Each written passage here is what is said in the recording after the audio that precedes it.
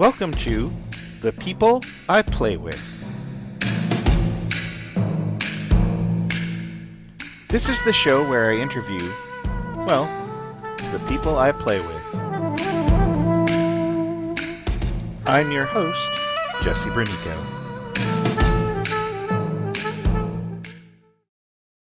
Hello, today's guest is Don Matheson. How you doing, Don? I'm doing great. We played a Sorcerer game together with probably one of the most unusual social contexts I have ever played in. So we played with my partner Tracy, and your friendship with her goes way back. And we also played with your partner Jeff and your son Storm. So this was a very socially intimate group playing this game. But to focus on you, I know you don't have a lot of role playing game experience, but I'm curious, what do you feel like you did well in the game? I really felt like I was on the UCLA campus because I've been on it so much lately. I visualized it every time we were there. It made it more real to me because I could visualize those places so easily. Interesting. Do you feel like that helped? Did that feel like that helped you make decisions as a character? Yes, I absolutely do. And it gave me ideas. I'm a total newbie, but I really went with a character that I would aspire to be. So I really liked my character. Okay. All right. And it sounds like in some sense was a fantasy self. Um, really just kind of helped you realize that character. Yeah. And I don't know if that's a common experience. I actually think it really is, especially for newer players. Is there anything you feel like you might be able to improve about your play?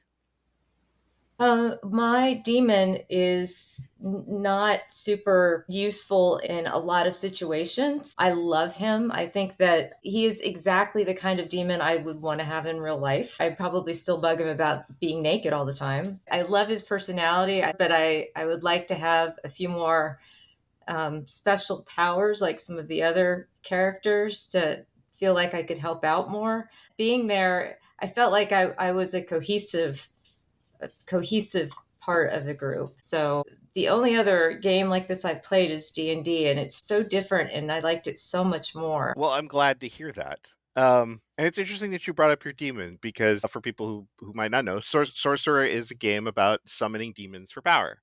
And those demons have very specific needs and desires. And you played this character, Jocosity, who was a medical researcher, and your demon had a desire for knowledge and a need for you to dance for him. And on the surface, that sounds kind of benign, but at the end of the day, demons are kind of these like single-minded sociopaths. So I portrayed Savvy as very willing to sell out for knowledge and very willing to make things as socially awkward for you as possible.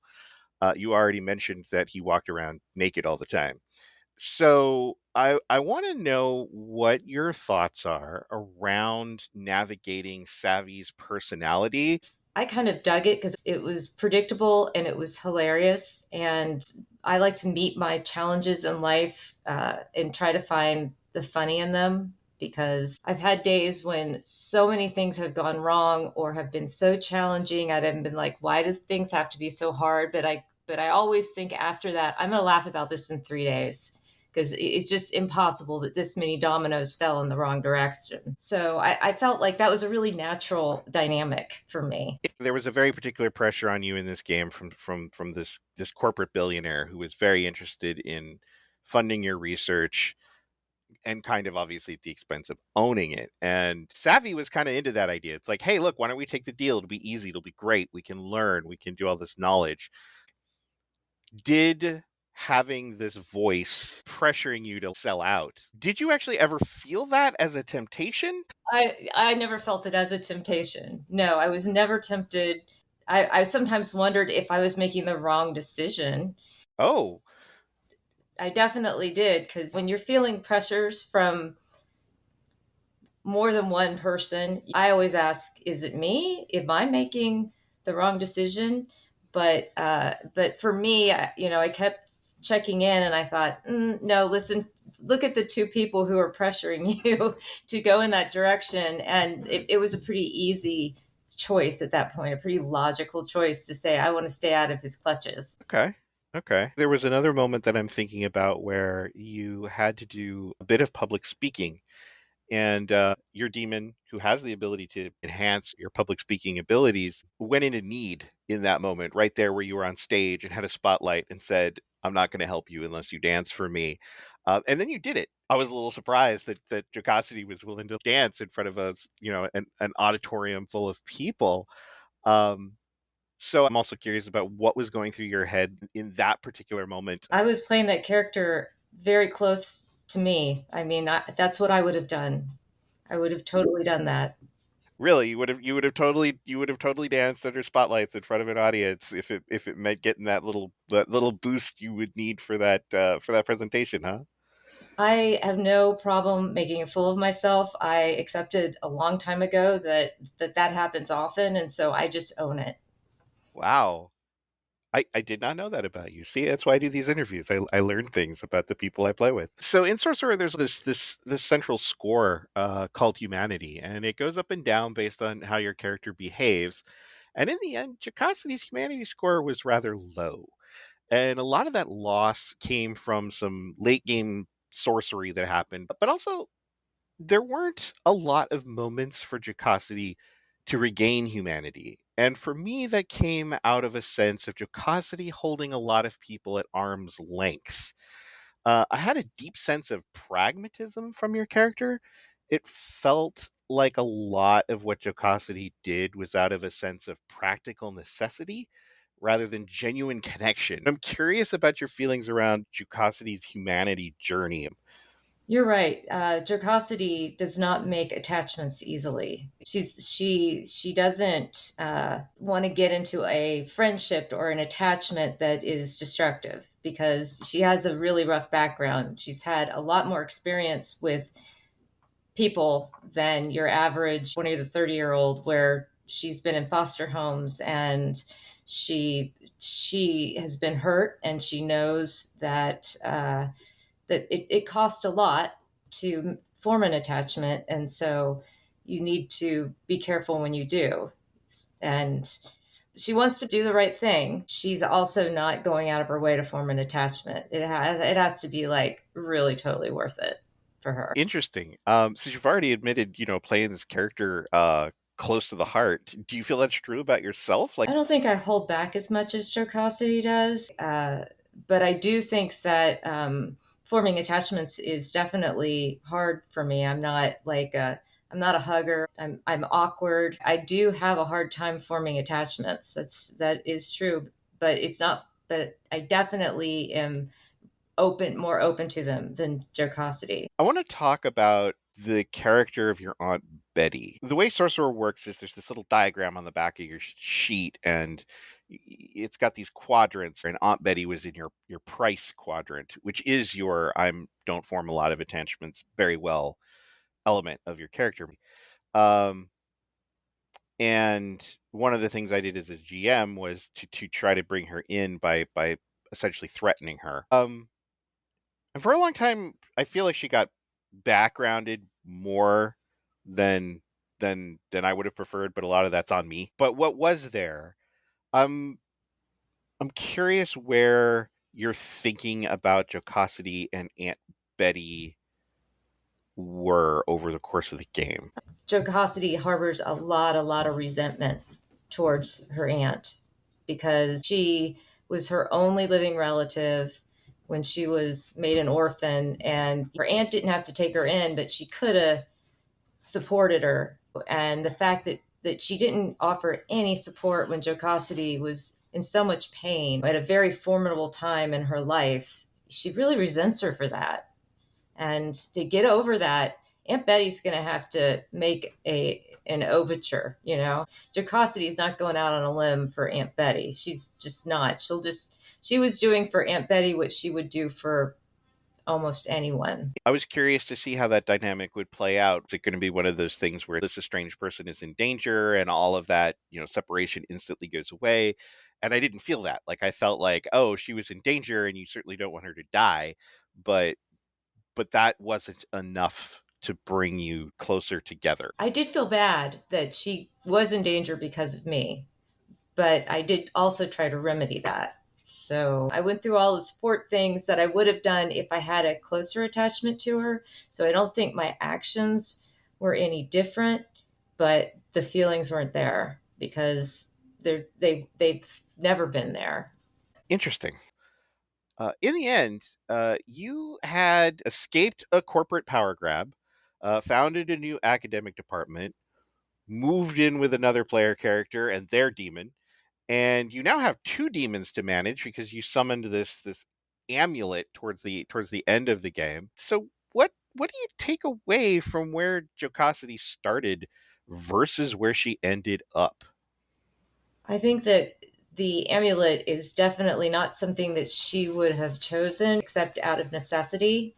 And I'm a little worried about that, to be honest, because that amulet has needs that are not natural to jocosity. In trying to get those needs met are definitely scary.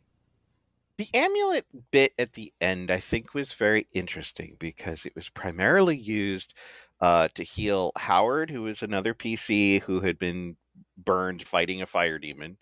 Uh, Roman, who is an NPC who had been largely involved with another player character's family and had gotten himself horribly injured in a physical assault. And then your Aunt Betty, which at least she has some connection to you. And this speaks to that pragmatism. You use the word necessity. And I'm curious as to why you felt it was necessary to heal all three of those characters who were all not going to die. They were all in ICUs, they were all being taken care of. I want to talk about this necessity that you felt. I'm very curious about it. I didn't want them to be scarred for life, and I felt that I was partially responsible for what happened because two of those characters were injured because of my actions. The third character, uh, I just was going to help a man out. So while we're at it, I thought that would be a good use of the amulet. I'm asking about this particular sequence of events because A, they happened kind of late in the game, and B, I was kind of surprised that you were driven to go this extra mile of summoning a whole other demon. It was because I turned down Vance that those fires happened. That was why they happened. I could have said yes to Vance and the bad things might have fallen on me instead. I mean, it really just happened because of their association with me. So I felt really bad about that. Okay. Do you feel like Jocosity is in a better or worse place overall than she was at the beginning of the game? I think she's in a better place because now she has Jessica. She's got Croft and Betty Ann, and she's kind of forming a family. Oh, and Howard is kind of like a cute puppy. I mean, that's how she sees Howard. She likes helping him just because he's just cute. So he's like part of the gang. Well, to go back to that unusual social context, does any of that have to do with the fact that Howard is played by your son? Part of it does, but part of it would happen even if it wasn't my son. I feel like that about a lot of Gen Zers. I have that same kind of impulse to like, good boy, you did a good job. Or like they try to bring them out of their shell. They're fun. I just really like them. That's true. I have a lot of younger friends, and I do enjoy their company immensely. So, do you have a question for me about this game we played? Yeah, I was wondering. I've never taken a class in how to plot a novel or how to plot a screenplay, but this seems very similar to how you might work out a story in a novel because it has that kind of beginning, middle, and end, and it's got challenges and adventures in between. So I see that parallel. I don't know if you see it or what you think about it. So, I am very much from the philosophical school about RPGs. I spend a lot of time on the Forge. I interact a lot at another website called Adept Play. Um, And there is very much a philosophy of play that has been cultivated at those two places. And so I don't think of it as the same way as plotting a novel or a screenplay, um, because I don't plot. One of the reasons I like Sorcerer is that it's an NPC rich environment, right? You hand me those characters, those diagrams on the back of the character sheets, and at least half of the items on there are people, and the other halves are like important locations, like the cafe that kept coming up while we were playing, or the school, as you brought up, that you were so intimately familiar with.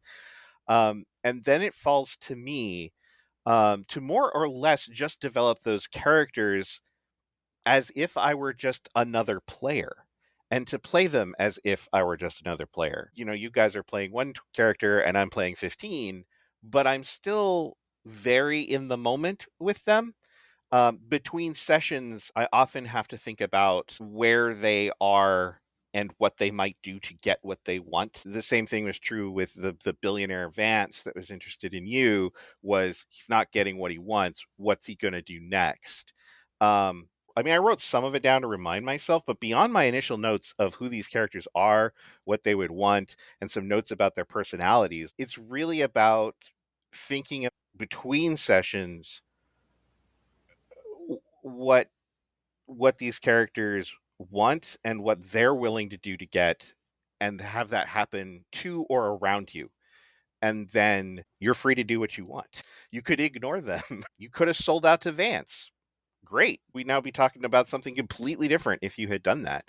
Um so so no, I don't do a lot of plotting. I just do a lot of NPC reflecting, um and then just bringing that to the table. Does that make sense? It does. It very much does. Some of the acting stuff I did in acting school when I went to acting school at ACT, where you don't just develop the character that you're playing, you develop the whole character. Like you kind of give them a backstory so that you know how they might answer questions. I am not huge on elaborate backstories for characters. I'm more about we only need to know what is necessary to play right now. So I don't develop a lot of sophisticated backstory for my characters. I do. Players do occasionally surprise me, and I find that there's a black hole in my thinking about a character, and I'll go like, let me think about that. Get back to you. Um, how did it feel for you to play in that NPC rich environment? Did you feel like you had the freedom to do like whatever it is that you wanted to do? Yeah, I felt totally like, I imagined myself moving through the environment. It was very real. I was definitely able to inhabit that character. It's interesting that you brought up plotting. Did you at any point feel like there was pressure for you to do the dramatic thing or the entertaining thing? You know, because I try not to put that kind of pressure on people. No, I felt no pressure like that at all. It felt more organized than maybe it was because I could see how it evolved, but it seemed like you're just really good at it. It is not uncommon for people who play Sorcerer to think that the GM is some ultimate mastermind who somehow has contingency plans upon contingency plans, when in fact they do not. They'll be like, "That was amazing. How did you possibly anticipate like everything we possibly did?" And I'm like, "Because I didn't." um, so I'm glad to hear that you didn't think that it's like, "Oh, I have to do this or I need to do this," because that is the entire point. Is that it's your character, right? You're in this situation. Do what thy will. Yeah, it felt like real life. It did not have a book like feel or a narrative like I was being pushed in a direction. It felt like I'm making these decisions and I'm making them for jocosity. But I often wondered, I'm like, God, what would happen if I had done this? Sure. So to begin to wrap up a little bit, do you have a favorite memory from this game? Just the moment when you told me that my demon would be naked, it's hard to top that, really. I did not see that coming. So that moment made it real for you. Here's your demon, and oh, by the way, he's completely naked, and only you can see him. The world of role playing games is wide open. If it exists in the world of media or entertainment, there's probably a role playing game for it. So I'd be curious, knowing that, is there a genre or a subject matter that you would love to be able to play a role playing game in? Well, one of the places that my mind goes to pretty often and imagining what it would have been like, and so glad that I didn't live then, was during the Black Plague. I mean, you just imagine how horrible that must have been and what it must have been like to live through that, and to lose so much of your family and to just be completely unmoored and have society change so radically so quickly. Okay, I will have to dig through my RPG collection for historical plague games, and see if I can set that up for you. That'll be an interesting challenge. Um, thank you for being one of the people I play with, and thank you very much for speaking with me. Thank you for having me.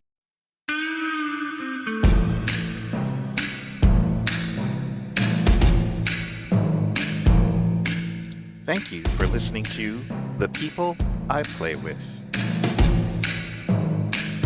Please join me in 2 weeks when I interview Christian Yetter about fallen grandeur in Bleak Spirit.